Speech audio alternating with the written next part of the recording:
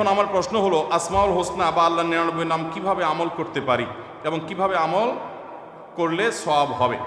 দেখুন, প্রথম কথা হলো আল্লাহর 99 নাম, এটা আসলে বারবার আপনি পড়বেন, জিকির করবেন, এটার জন্য এই নামগুলো আসে নাই।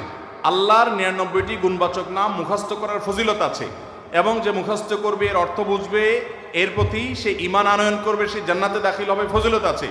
কিন্তু এটার মূল উদ্দেশ্য হলো এই নামগুলোর প্রতি বিশ্বাস করা, ঈমান আনা।